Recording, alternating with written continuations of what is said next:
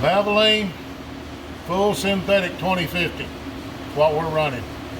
It's what was recommended by our engine builder. The VR1 Valvoline full synthetic racing oil.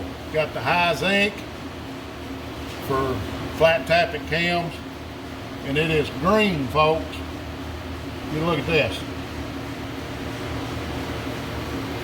That's not your standard motor oil from Exxon. This stuff right here is a real deal. 12 quarts. I want you to get a hold of this guy. 12 quarts of this was $175. You asked me why I bought it.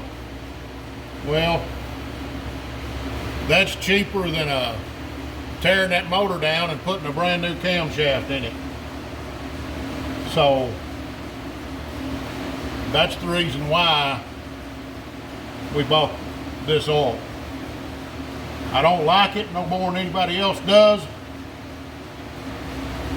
but this is the real deal. It ain't your 2050 you get at Walmart. So that's what we got. We'll be back here in a little while. We may try to fire this thing today.